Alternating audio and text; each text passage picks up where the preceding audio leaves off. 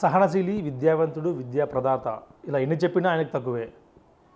ప్రస్తుతం మనతో పుట్టపర్తి మాజీ ఎమ్మెల్యే, మాజీ మంత్రి పల్లె రంగనాథరెడ్డి గారు ఉన్నారు. అసలు పార్టీ పరిస్థితి ఏంది, పుట్టపర్తిలో కానీ ఓవరాల్గా పార్టీ పరిస్థితి ఎలా ఉంది, ఇలాంటి విషయాన్ని మనం ఆయనతో మాట్లాడి ప్రయత్నించేద్దాం. సార్, మొత్తం మీద పుట్టపర్తిలో రాజకీయం చాలా హాట్గా తెలుస్తుంది. ఆయన పాదయాత్ర, మీరు బైక్ ర్యాలీలతో హీట్ ఎక్కిస్తున్నారు. ఏం జరుగుతుంది పుట్టపర్తిలో మొత్తం? పుట్టపర్తిలో ఎన్నికల ప్రక్రియ మొదలైంది. ఒకవైపునేమో శ్రీధర్ రెడ్డి పాదయాత్ర చేస్తున్నాడు, నేనేమో ప్రతి ఒక్క మండలంలో బైక్ ర్యాలీ చేస్తూ ఆ బీసీ జేహో సదస్సు ఏర్పాటు చేశాను. ఎన్నికలు ప్రారంభమైనట్లే, అధికారికంగా ప్రారంభమైనట్లే. సార్, మొత్తంగా మీకు సరే ఎలా ఉండబోతున్నారు విజయ అవకాశాలు కానీ, లేదా ప్రత్యర్థి మీకు ఎవరైతే బాగుంటుంది అనుకుంటున్నారో అటువైపు సీట్ రాదు అంటూ కూడా ప్రచారం చేస్తున్నారు, వేరే వాళ్ళకి సీట్ ఇచ్చే అవకాశం ఉంది అంటూ కూడా వార్తలు వస్తున్నాయి మార్పు చేర్పుల్లో భాగంగా? పుట్టపర్తి నియోజకవర్గం తెలుగుదేశం పార్టీకి కంచుకోట. గతంలో నేను 2 సార్లు ఎమ్మెల్యేగా ఎన్నికయ్యాను. పుట్టపర్తి నియోజకవర్గం నుంచి నల్లమాన్ నుంచి ఒక్కసారి ఎమ్మెల్యేగా ఎన్నికయ్యాను. తర్వాత విప్పుగా, ప్రభుత్వ చీఫ్ విప్పుగా, మంత్రిగా కూడా పనిచేశాను. ఎమ్మెల్సీగా కూడా 2 ఇయర్స్ పనిచేశాను. ఈ పుట్టపర్తి నియోజకవర్గంలో ముందు నుంచి కూడా తెలుగుదేశం పార్టీ పట్ల మంచి అభిమానం ఉంది. తెలుగుదేశం పార్టీకి సంబంధించిన వ్యక్తులే 5 సార్లు గెలిచడం జరిగింది.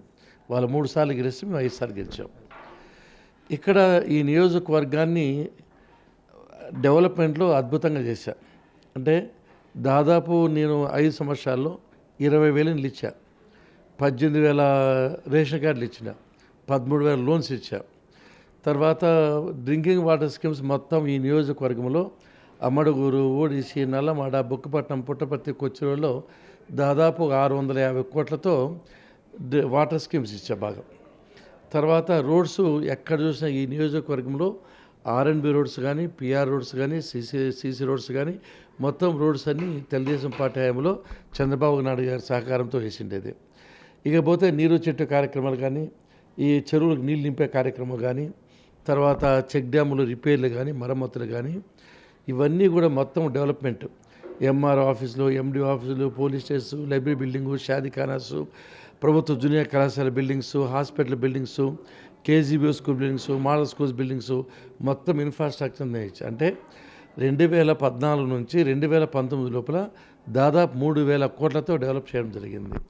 అన్నిటికీ మించి హంద్రీ నీవా కెనాల్లో ఉండే అసంపూర్తి పనులు పూర్తి చేయడమే కాకుండా దాదాపు 20 చెరువులకు నీళ్ళు ఇచ్చి, బుక్కపట్నం చెరువుకు 3 సార్లు నీళ్ళు ఇచ్చా. కరువు కాలంలో, కష్టకాలంలో మారాల్ డ్యామ్ నింపాం.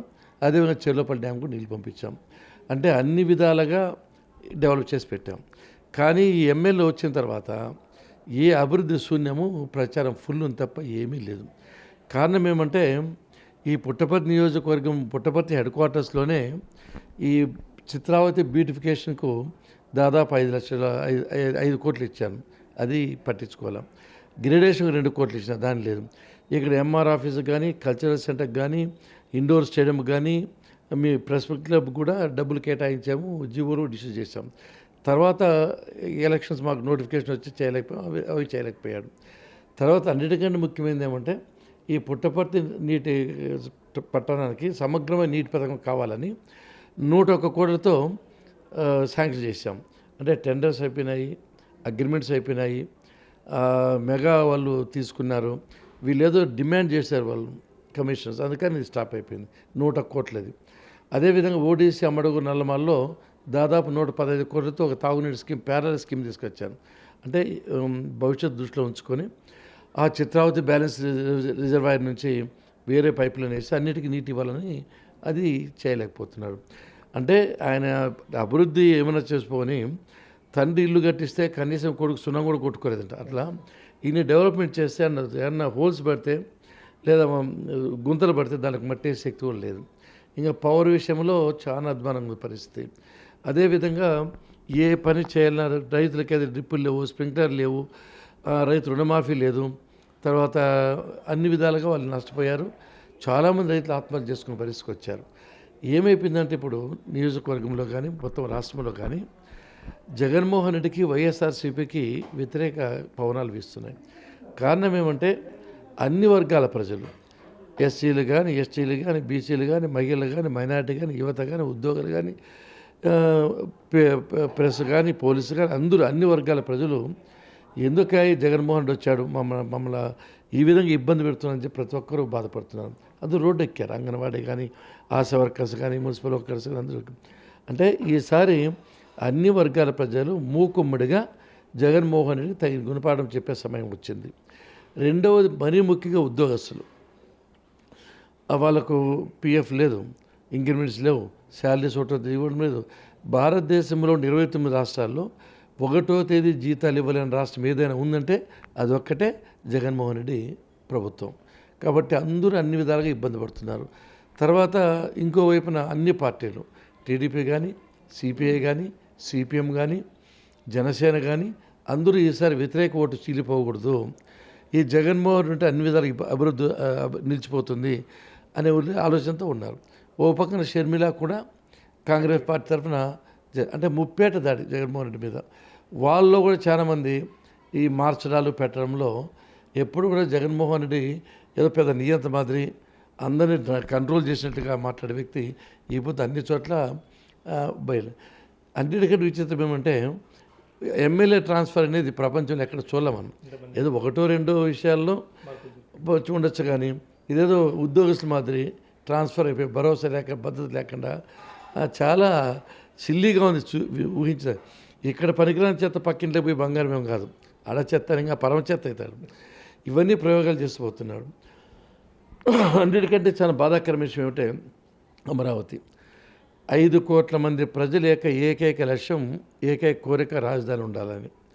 భారతదేశంలో అన్ని రాష్ట్రాలకు రాజధానులు ఉన్నాయి. రాష్ట్రంగా ఆయన మార్చాడు, అన్యాయంగా 3 ముక్కలు ఆటాడాడు. ఇది చాలా చాలా అన్యాయం, ప్రజలకు చాలా ద్రోహం చేసినట్లు. రెండోది పోలవరం ప్రాజెక్టు. ఈ పోలవరం ప్రాజెక్టు వచ్చి ఆంధ్రప్రదేశ్ జీవనాడి. ఈ పోలవరం ప్రాజెక్టు కంప్లీట్ అయితే ఈ రాష్ట్రం సస్యశ్యామలం అవుతుంది. దాన్ని 2020 సంవత్సరాన్ని కంప్లీట్ చేస్తా అన్నాడు. మేము 70% కంప్లీట్ చేశాము. రివర్స్ టెండరింగ్, రివర్స్ ప్రభుత్వం ఇది. అక్కడ బాగా ఇబ్బంది పెట్టాడు, పోలవరం ప్రాజెక్ట్ పూర్తి కాలేదు. అదేవిధంగా చూస్తే ప్రత్యేకమైన హోదా ఏమన్నాడు, నాకు 25 మంది ఎంపీలు ఇవ్వండి, కేంద్ర ప్రభుత్వం యొక్క మెడలు ఉంచుతాను, నేను ప్రత్యేక హోదా తెస్తానన్నాడు. 31 మంది ఎంపీలు ఇచ్చారు. ఈయన మీద కేసులు ఉన్నాయి. ఎప్పుడు కటకటాల్లోకి పంపిస్తారన్న భయం చేత మోడీ దగ్గర పోతే హెడ్ మాస్టర్ దగ్గర పిల్లోడు ఏ విధంగా పోతారో ఆ విధంగా పోయి వంగి సాష్టాంగ దండ ప్రమాణం చేస్తారు తప్ప కనీసం రాష్ట్రానికి ఇది కావాలా అనే ఆలోచన లేదు. ఒకవైపు ఇసుక మీద మాత్రం కొన్ని వేల కోట్లు మేము ఇసుక ఫ్రీగా ఇచ్చాం. ఈ పొద్దు ఇసుక వలన ఇక్కడైతే 5,000, టౌన్లో అయితే 10,000, సిటీలో అయితే 50,000 రూపాయలు ఇసుక. ఇది ప్రకృతి సంపద. దీన్ని క్యాష్ చేసుకొని దీన్ని అమ్మేసి విపరీతంగా ఇసుక దోపిడీ చేస్తున్నాడు. రెండో వైపున సిమెంటు, భారతీయ సిమెంట్ రేటు పెంచేశాడు. అంటే 150-160 రూపాయలు ఉండేది, ఎక్కువ 400 పైన పెంచాడు. మిగతా ఫ్యాక్టరీస్కు లైసెన్స్ ప్రొడక్షన్ తగ్గించాడు. దీన్ని విపరీతంగా పెంచి వేల కోట్ల రూపాయలు తన సొంత భారతీయ సిమెంట్ ద్వారా సంపాదించుకునే ప్రయత్నం చేస్తున్నాడు. అన్నిటికంటే అధ్వానం మద్యం. ఈయన చెప్తూ ఉంటాడు కథలు, నేను మాట తప్పను మడమ తప్పను అని. ఒక వీడియో మీరు చూసింటే ప్లే అవుతూ ఉంటుంది. నేను ఈసారి 2024 సంవత్సరం ఎన్నికలకు వస్తే ఎటువంటి పరిస్థితుల్లో కూడా మద్యం షాపులను క్లోజ్ చేసి మద్య నిషేధం చేసి వస్తానని చెప్పాడు. చెప్పేది ఒకటి, చేసేది ఒకటి. కాబట్టి ఎక్కడ కూడా అభివృద్ధి అనేది చేయలేకపోతున్నాడు. అప్పులు విపరీతంగా చేశాడు. అంటే 12 లక్షల కోట్ల అప్పుల వరకు వచ్చాయి. ఈ అప్పుల వల్ల వడ్డీలు కట్టలేని పరిస్థితి మనం వచ్చాము. అప్పులు ఆంధ్రప్రదేశ్కు మార్చాడు. ఇకపోతే అరాచకాలు, అక్రమాలు, అన్యాయాలు, దౌర్జన్యాలు, కూర్చుంటే కేసు, లేస్తే కూసుకునే కేసు, మాట్లాడితే కేసు, ధర్నా చేస్తే కేసు, ఎట్లా కేసులు పరంపర. 25,000 కేసులు అక్రమంగా పెట్టాడు. అందు మీద మా మీద దాదాపు 12 కేసులు పెట్టాడు. మామూలు మీరు సౌమ్యులు 15 అంటారు, కానీ మా మీద SC/ST కేసులు పెట్టుకుంటూ నానా బీభత్సం చేశాడు. అందరినీ తెలుగుదేశం పార్టీ నాయకులు టార్గెట్ చేసుకొని అచ్చెన్నాయుడు లాంటి నాయకుడిని ఏమీ లేకపోయినా అరెస్ట్ చేసి ఎన్నో రోజులు జైలు పెట్టాడు. అంతెందుకు ఈ రాష్ట్రానికి దిశ నిర్దేశించిన నాయకుడు, ప్రపంచవ్యాప్తంగా గౌరవం ఉండే నాయకుడు. అంతే ఈ రాష్ట్రం కోసం అహర్నిశలు ఎండనక వాననక పగలనక రాత్రనక కష్టపడిన మహా మనిషి చంద్రబాబు నాయుడు గారిని ఆధారం లేకుండా అకారణంగా 53 రోజులు జైల్లో బంధించారంటే ఇంతకంటే శాడిస్ట్ ఎవరు ఉండరు. ఈయన పెద్ద శాడిస్ట్. అన్ని విషయాల్లోనూ డెవలప్మెంట్ చేయకపోగా ఈ రాష్ట్రాన్ని కొల్లగొట్టి లక్షల కోట్ల రూపాయలు సంపాదించడం కాకుండా ఇంకోవైపున అభివృద్ధి అనేది లేకుండా చేసి ఈ ఈ మరో సిలోన్ కాబోతుంది ఆంధ్రప్రదేశ్. సార్ మొత్తంగా మీ మీద ప్రధానంగా ఆరోపించిన ఎమ్మెల్యే శ్రీధర్ రెడ్డి కనీసం పల్లె రఘునాథ్ రెడ్డికి ఎన్ని చెరువులు ఉన్నాయో కూడా తెలియదు అంటూ కూడా ఆరోపణ చేశాడు. మంత్రిగా ఉన్న సమయంలో ఏ ఒక్క అభివృద్ధి కూడా కార్యక్రమం కూడా చేయకుండా దోచుకోవడం తప్ప వేరే పనులు చేయలేదు అంటూ కూడా విమర్శించాడు. ముఖ్యంగా అగ్రికల్చర్ యూనివర్సిటీ పుట్టపర్తిలో పెట్టకుండా తన సొంత అనంతపురంలో పెట్టుకొని భూముల వాల్యూ పెట్టుకున్నట్టు కూడా ఆరోపించాడు. దీనిపై ఏం చెప్తారు సార్? శ్రీధర్ రెడ్డి చేసిన ఆరోపణలో నెంబర్ 1, ఈ నియోజకవర్గంలో నేను తిరగని ఊరు లేదు, మాట్లాడిన మనిషి లేడు, తట్టని తలుపు లేదు. ఈ నియోజకవర్గంలో ఒక చిన్న పిల్లోని కానించి ముసలి వాళ్ళ వరకు మీరు అడిగిన పల్లె రఘునాథ్ రెడ్డి గర్వంగా చెప్పాలంటే ఈ నియోజకవర్గంలో చంద్రబాబు నాయుడు సార్ ఎంతమంది తెలుసో, జగన్మోహన్ రెడ్డి ఎంతమంది తెలుసో, నేను అంతమందికి నేను కూడా తెలుసు. అంటే అంత ఫెమిలియర్. అంటే ఇక్కడుండే గుట్టలు చూసినా, కొండలు చూసినా, చెరువులు చూసినా, వంకలు చూసినా అన్ని విధాలుగా ఈ నియోజకవర్గం మీద నాకు పట్టు ఉంది. ఈ నియోజకవర్గం నా సొంత ఇంటి కంటే, ఈ నియోజక ప్రజలు నా సొంత మనుషుల కంటే దీన్ని బాగా చూశాను. ఇక్కడ డెవలప్మెంట్ జరిగిన చెరువులు కానీ, వంకలు కానీ, చెక్ డ్యాములు కానీ, తర్వాత అన్నీ పల్లె రఘునాథ్ హయాంలో జరిగిండేది. చిన్న ఉదాహరణ 193 చెరువులు జీవో కూడా ఈ హంద్రీ నివాకు కాలువలు రిపేర్ చేయించి అసంపూర్తి పనులు పూర్తి చేసి ఈ బుక్కపట్నం చెరువు 3 సార్లు నింపి మిగతా చెరువు నింపిన తర్వాత మిగతా చెరువు నింపాలని ఆలోచించైతే 2018 మార్చి 20 తేదీన ఒక జీవో ఇచ్చాం మేము, ఒక కాపీ. ఏమని? ఈ చెరువులు నింపాలి, ఈ చెరువులు నింపేదానికి కావాల్సిన డబ్బు ఎంత కావాలి, ఎన్ని సంపులు కావాలి, ఎన్ని పంపింగ్ స్టేషన్స్ కావాలి, అదే లెవెలింగ్ ఏమి, దాని సర్వే ఏమి చేసేదానికి 3,40,00,000 శాంక్షన్ చేశాము. ఆ డిపిఆర్ తయారు చేశాము. ఆ డిపిఆర్ తయారు చేసినందుకు కూడా దాదాపు ఒక 6 నెలలు 8 నెలలు పట్టింది సంవత్సరము. ఆ డిపిఆర్ అయిపోయిన తర్వాత చంద్రబాబు నాయుడు గారు కూడా 650 కోట్లు ఇవ్వాలని కూడా డిసైడ్ చేశాడు. దురదృష్టవశాత్తు ఎన్నికల్లో మేము ఓడిపోయాము. ఓడిపోకపోతే ఆ 193 చెరువులు నింపేది నేనే నింపేటవారు.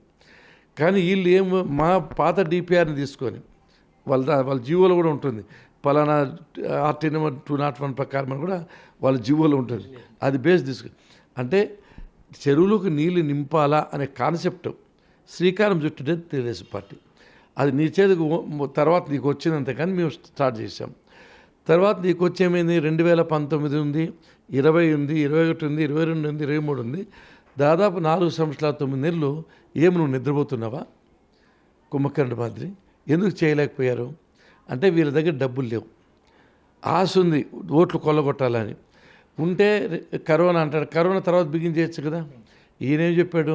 2020 సంవత్సరం జనవరి 10వ తేదీ వీడియోలో మాట్లాడుతూ మే మాసంలో గౌరవ ముఖ్యమంత్రి వస్తారు, 18 నెలల లోపల దీన్ని పూర్తి చేస్తాను అంటే 2021 సంవత్సరానికి ఎటువంటి పరిస్థితుల్లో చెరువులు నింపుతానన్నాడు ఈయన. ఇప్పుడు 2021 అయిపోయా, 22 అయిపోయా, 23 అయిపోయా, 24 ఎన్నికలు ఒక నెల లోపల నోటిఫికేషన్ వస్తుంది. ఇప్పుడు ఏ ఉద్దేశంతో స్టార్ట్ చేశాడో నాకైతే అర్థం కాల. అంటే ఇప్పుడు ఏం చేయగలడు? ఈ ఒక నెల లోపల ఏం చేస్తాడు? ఏమి చేయలేడు, డబ్బులు లేవు.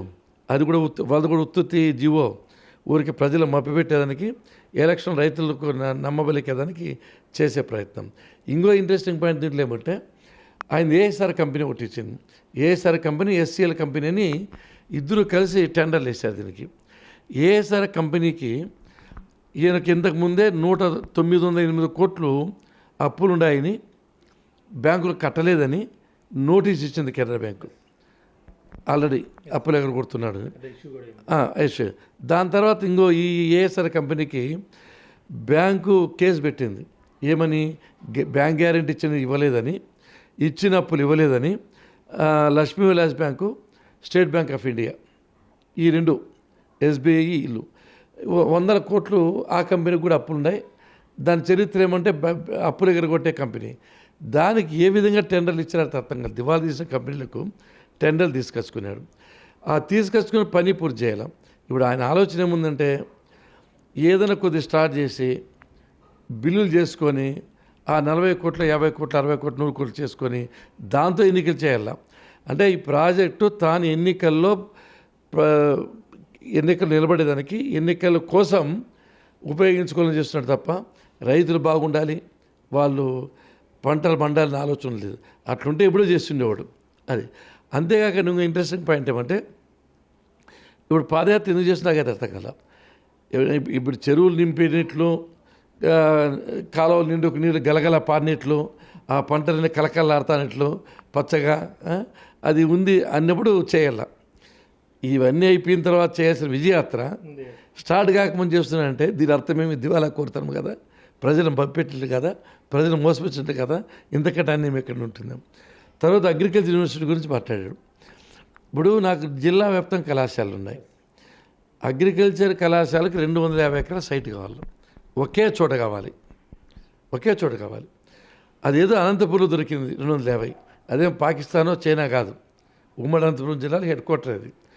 ఒకవేళ ఆయనకి అంత మోజు ఉంటే 250 ఎకరాలు అటాచ్ చేయమను, ఇంకొక మెడికల్ కాలేజీ పెడతా, పెట్టమను. ఇప్పుడు స్థలం ఇమ్మను గవర్నమెంట్ రేటుకు, మెడికల్ కాలేజ్ కూడా పెడతా. నాకేముంటాయి ఎట్లాంటివన్నీ, నా నియోజకవర్గంలో పెట్ట నా కాలేజ్ ఉంటుంది కదా. సైటు దొరకడం మాటలు, మరి ఒక మున్సిపల్ ఆఫీస్ కట్టాలంటే స్థలం లేక అల్లడిపోతున్నాడు, ఇప్పిస్తాడు. కానీ ఎటువంటి పరిస్థితుల్లో కూడా అగ్రికల్చర్ కళాశాల, హార్టికల్చర్ కళాశాల రెండు కలిపి 250 ఎకర్స్ ల్యాండ్ కావాలి మొత్తం. ఏదో అనంతపురం దొరికింది కట్టాను, ఇక్కడ వాళ్ళకి ఉద్యోగాలు ఇస్తున్నాం. దానివల్ల ఇబ్బంది ఏముంటుంది ఆయనకు? లేకపోతే ఇక్కడ కట్టాలనే అభిప్రాయం ఉంటే ఏదైనా కడతా. గవర్నమెంట్ సైటు ఇచ్చింటే ఎప్పుడైనా కట్టాను, లేవు స్థలాలు ఇక్కడ. ఇంకో విషయం ఏంటి, మీ ఇంత సహనశీలి సంపాదన నేను ఎప్పుడు కూడా ఆలోచన చేయాలి. నాది క్లీన్ షీటు, క్లీన్ రికార్డు, ట్రాన్స్పరెంట్గా ఉంటా, నిజాయితీగా ఉంటా. నేను ఆయన మాదిరి బిల్డర్ దగ్గర వసూలు చేయలేదే. మీరు పోయి బజారు 10 మంది విచారించండి చేసినా లేదని. లేదు ల్యాండ్ గ్రాబింగ్లో ఇక్కడ బుక్కపట్నం, కొచ్చెరువు కానీ, పెడబల్లి కానీ, నల్లమాడ కానీ, తర్వాత ఓడిసీలో కానీ మీరు ఎవరినైనా చెప్తారు ఆ ల్యాండ్లో ఎంత తీసుకున్న అమౌంట్. ఎవరిన లేఅవుట్ వేసి ఇవ్వాలా, మీరు దానికి డబ్బులు ఇవ్వాలా. ఆయనకు డబ్బులు ఈ వడ్డీలు కట్టుకోవడానికి సాలకు వస్తాయి. ఇవన్నీ ఎన్ని చేస్తా, నాకు అవసరం లేదు, కష్టపడి పని చేస్తా. ఇంకా ఏమంటే ప్రజలకే సాయం చేస్తా తప్ప వాళ్ళని ఇచ్చే గుణం తప్ప తీసుకునే తత్వం లేదు. మీరు ఎవరిని కదిలించే చెప్తారు నిజాన్ని. సార్, ఇంత మీరు సహనశీలి, ఎప్పుడు ఓర్పుగా ఉండేవారు. సత్యమ సర్కిల్లో తొడగొట్టడము, మీ పోలీస్ జీపు కార్యకర్తలు అడ్డగించడము, ఏం సంత ఇది? అంటే ఆ రోజున శ్రీధర్ రెడ్డి తన తాహత మరిచి, తన స్థాయిని మరిచి లోకేష్ బాబును చాలా ఘోరంగా మాట్లాడాడు. దాంట్లో కూడా ఛాలెంజ్ చేశాడు, మీరు వస్తారా, డెవలప్మెంట్ గురించి మాట్లాడదాం, సత్యమూర్తి దగ్గరికి వస్తే పర్వాలేదు, సత్యమూర్తి దగ్గర రాకపోతే మీ ఆఫీస్ దగ్గరికి వస్తాం, మీ ఆఫీస్ దగ్గర మీరు లేకపోతే లోకేష్ క్యాంప్కి వస్తా అని చెప్పి ప్రగల్భాలు పలికాడు, ఛాలెంజ్ చేశాడు. ఇంకా తప్పనిసరిగా ఛాలెంజ్ తీసుకుని నేను కూడా వస్తానని. ఆయనకేమో పోలీసులు వదిలిపెట్టారు సత్యమ్మ టెంపుల్ దగ్గరికి, నాకు ఇక్కడ బంధించారు. ఇదే ఇక్కడ మొత్తం పోలీస్ బందోబస్తు పెట్టారు. నేను పోకపోతే ఏమవుతుంది, సార్ భయపడి రాలేదు అనే అపవాదం నాకు వస్తుంది. కాబట్టే ఈ బిల్డింగ్ పైకి ఎక్కి దుంకి ఎవరు వచ్చైనా సాహసం చేసి పోయి నేను వచ్చినానని ఛాలెంజ్ చేశాను. త్వరగొట్టింది నేను కానీ పక్కన ఆయనకుంటే త్వరగొట్టాడు. సరే, దాంట్లో తప్పేముంది, దాంట్లో పోవడం వాళ్ళు పిలిచారు, పోయాము. రమ్మని పిలిచా, ఎందుకంటే లోపల ఉండారు, కారు ఎక్కి పిలిచా, ఛాలెంజ్ చేశాం. ముందు కూడా ఏదన్నా అంటే కాబట్టి ధైర్యంగా ఎదుర్కొంటా. టిట్ ఫార్ టాట్ లేకపోతే రాజకీయాలు కష్టమవుతుంది. అంటే ఇప్పుడు ఇంత ఓర్పుతో సహనంతో ఉండేవారు, ఆ రోజు ఎంత అంటే కేవలం భయపెట్టి. అంటే నాకేమైందంటే వాళ్ళు దాడి చేసి అడిపోయినాక ధైర్యంగానే పోయాను, తప్పది. ఈ నియోజకవర్గాన్ని ఇన్ని సంవత్సరాల కంటికి రెప్పలా కాపాడా. అంటే ఈ నియోజకవర్గం నా ఇల్లుగా భావించా. ఈ ప్రజలు ఎవరు చనిపోయినా, యాక్సిడెంట్ అయినా, ఇల్లు కాలిపోయినా, హాస్పిటల్ ఉన్నా, దేవుడు రాడు, 108 రాదు, బంధువులు రారు, పల్లె రఘునాథుడు వస్తానే పద్ధతి ఇక్కడ పెట్టినా. అందరికీ అనుకూలంగా ఉండే, ఎవరి మీద కష్టాంశాలు చేయాల, రాత్రిమూల కష్టపడి పనిచేశా. కాబట్టి నన్ను ఛాలెంజ్ చేయడము, నన్ను బంధించడము, నా మీద ఏదో తప్పు చూపించే ప్రయత్నం చేసినప్పుడు టిట్ ఫార్ టాట్ స్పందించా, బాగా గట్టిగా స్పందించా. బయట ప్రతిపక్షాల ఆరోపణ, ప్రశాంతంగా ఉండే పుట్టపర్తిని వైసీపీ వచ్చిన తర్వాత దీన్ని అశాంతికి నిలయంగా మార్చారంటూ కూడా వార్తలు వస్తున్నాయి. దీనికి కారణం పల్లెనా, శ్రీధర్ రెడ్డినా? 100% నేను పరిపాలించినప్పుడు పుట్టపర్తిలో ఈ అసాంఘిక కార్యక్రమాలు కానీ, ఈ దౌర్జన్యాలు కానీ, ల్యాండ్ ఆక్రమించేది కానీ, బిల్డర్లు వసూలు కానీ, మాఫియా సంస్కృతి లేదు. ఇది శ్రీ శ్రీ శ్రీ భగవాన్ సత్యసాయిబాబా గారు నడయాడిన పవిత్రమైన ప్రదేశం. దీంట్లో డీసెన్సీ మెయింటైన్ చేయాలని. ఇవన్నీ అల్లర్లు కానీ కొట్లాటలు కానీ రంపులు కానీ శ్రీధర్ రెడ్డి వచ్చిన తర్వాత వచ్చాయి. అంతెందుకు అక్రమ కేసులు ఎస్సీ ఎస్టీ నా మీద పెడతారా, ఎస్సీ అంటానా, మహిళ అవమానించి కేసు పెట్టారు. అంటే ఇవన్నీ అల్లర్లు కానీ అశాంతి కానీ చెడ్డ పేరు కానీ ఇక్కడ మాఫియా సంస్కృతి కానీ ప్రశాంతమైన వాతావరణం చెడగొట్టిండేది శ్రీధర్ రెడ్డి 100% దీంట్లో ఎవరి ప్రమేయం లేదు. ముఖ్యంగా వైసీపీలో మార్పులు చెప్పుల అంశం మీరు ఏ విధంగా చూస్తారు? ముఖ్యంగా ఎమ్మెల్యే ట్రాన్స్ఫర్ ఎంపీ ట్రాన్స్ఫర్ అనేది ఎక్కడ 1-2 ఉంటాయి, కానీ ఇన్ని భారీ స్థాయిలో ముఖ్యంగా ఉమ్మడి అనంతపురం కూడా దాదాపు 6-8 మంది మార్చారు. ఏమని చెప్తారు సార్? జగన్మోహన్ రెడ్డి గారికి రాజకీయ పరిణితి లేదు. ఆయన చెప్పిందే వేదము. తాను పట్టిన కుందేటికి 3 కాళ్ళు, ఒక నియంత, ఒక విధంగా చెప్పండి పరం మూర్ఖత్వం ఉంది. ఎక్కడైనా పనిచేసిన వాళ్ళు ఎమ్మెల్యేలు ఏం తప్పు చేశారు? ఈయన డబ్బులు ఇస్తే చేస్తారు, లేకపోతే లే. ఈయనేం చేశాడు? 12,000 కోట్ల ఉద్యోగస్తుల పిఎఫ్ను మాయం చేశాడు. అభయహస్తం 1,700 కోట్లు మాయం చేశాడు. సర్పంచ్ 8,600 కోట్లు దాన్ని మాయం చేశాడు. డబ్బులు పైసా ఇవ్వలేదు. ఇక్కడ డెవలప్మెంట్ లేదు. ఎమ్మెల్యేలు ఏం చేస్తారు? ఏదో సెంట్రల్ గవర్నమెంట్ వచ్చిండే పెద్ద రోడ్లు పట్టుకొని మేము ఇచ్చినాము అనేది తప్ప వాళ్ళకి ఏమి చేయలేదు. పాపం వాళ్ళదేమి తప్పలేదు. వాళ్ళకి డబ్బులు ఇస్తే డెవలప్ చేయలేదు. చెడ్డ పేరు వచ్చిండేది ఎమ్మెల్యేలకు కాదు, వీళ్ళు మించిన ఆయన. వీళ్ళు మా వైపు కొద్దిగా దోచుకుంటే ఆయన లక్షల కోట్లు దోచుకున్నాడు. ఈయన చిన్న దొంగ అయితే ఆయన పైన గరాన దొంగ. కాబట్టి వాళ్ళు ఆయన చేసిన తప్పుకు కప్పించుకునే దానికి ఇవన్నీ చేస్తున్నాడు. ఒకవేళ ఓడిపోతే వాళ్ళకి అక్కడ పలుకుబడి అనిపించేదానికి. ముఖ్యంగా బీసీ ఎస్టీ ఎమ్మెల్యేలకు మారుస్తున్నట్టు అపవాదం వచ్చింది. వాళ్ళ నియోజకవర్గాలు చేంజ్ చేస్తున్నాడు, మిగతా వాళ్ళని ఎవరిని కూడా చేంజ్ చేయట్లేదంటూ కూడా వచ్చింది. అది నిజమే. ఇప్పుడు అన్ని ఎస్సీ నియోజకవర్గాలు మాత్రమే చేంజ్ చేస్తున్నాడు ఎక్కువ. బీసీలు కొన్ని చేస్తున్నాడు. రెడ్డిస్ నియోజకవర్గం దీంట్లో ఇంత అన్యాయం చేశాడు, ఇంత దోపిడీ చేశాడు, ఇంత అపఖ్యాతి ఉంది. ఆ పార్టీలో చాలామంది వ్యతిరేకిస్తున్నారు. అయినా మార్చే ధైర్యం లేకుండా ఉన్నాడు. అదే అంత మాత్రం ఇక్కడ బీసీ ఉంటే మార్చేసిండు జగన్మోహన్ రెడ్డి. మీ ప్రత్యేక దేవుడు సార్ మీకు శ్రీధర్ రెడ్డా, సోమశేఖర్ రెడ్డా, లేకుంటే పాముదుర్తి రవీంద్ర రెడ్డి? అంటే రవీంద్ర రెడ్డి లేడు, చనిపోయాడు. రెడ్డి నాకు వైఎస్ఆర్సీపీని వ్యతిరేకము.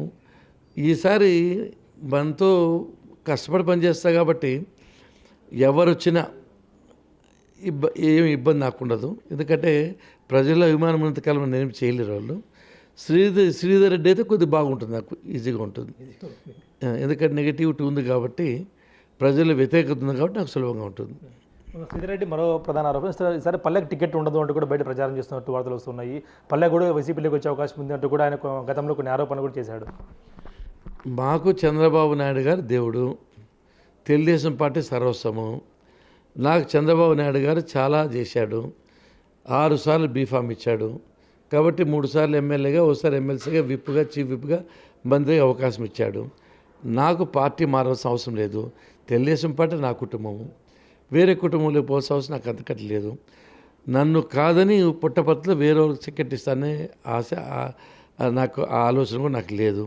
ఎందుకంటే ఒక టికెట్ కావాలంటే కొన్ని గుణాలు ఉండాలి. నెంబర్ 1 వచ్చి పాపులారిటీ ఉండాలా, ప్రజల్లో పలుకుబడి ఉండాలా. నెంబర్ 2 నిజాయితీ ఉండాలా. నెంబర్ 3 వచ్చి ఫైనాన్షియల్ సౌండ్ ఉండాలా. నెంబర్ 4 అందరికీ యాక్సెప్టబుల్గా ఉండాలా. నేను ఈ నియోజకవర్గంలో అందరికీ చిరపరుస్తుంది, అందరికీ నా మీద అభిమానం ఉంది, పలుకుబడి ఉంది. నాకు ఇండివిజువల్గానే ఇమేజ్ ఉంది. మీరు ఎవరినో చెప్తారు. విద్యావేత్తగా, రాజకీయవేత్తగా, ఈ నియోజకవర్గంలో రాత్రిమూలు కృషి చేసిన వ్యక్తిగా, డెవలప్ చేసిన వ్యక్తిగా ఉంది. ఫైనాన్షియల్ ఎప్పుడు కూడా పార్టీని అడగను. ట్రాన్స్పరెంట్గా ఉంటా. లాయల్ టు ద పార్టీని వదిలిపెట్టే ప్రసక్తి లేదు. వాళ్ళ వైఎస్ఆర్సీపీ అభిప్రాయం ఏమంటే పల్లె రఘునాథుడి కొండ, ఆయన ఢీకోరంటే కష్టము, కాబట్టి వేరే వాళ్ళు తీసుకొచ్చుకొని మాకు బాగుంటుందని చెప్పి సోషల్ మీడియాలో అన్పాపులర్ చేయాలని ప్రయత్నం చేస్తారు. ఇవన్నీ పెట్టి వేరే వాడు వస్తే మాకు మేలు అని, అది వాళ్ళకి చెల్లదు. అది వాళ్ళకి కళ మాత్రమే. అది ఒక పర్సనల్ క్వశ్చన్, మీకు మీ భార్య ఎంతో తోడుగా ఉండేది, మీ గత కొద్దిగా లేదు, మీరు ఎలా మొత్తం చూసుకుంటారు మొత్తం అన్నీ కూడా? ప్రపంచంలో అన్నిటికంటే పెద్ద లోటు అదే. ఎందుకంటే తన గృహిణిగా చాలా సేవ చేసేది. విద్యాసంస్థల అధినేత్రిగా, అధిపతిగా కూడా చేదురువాదులుగా ఉండేది.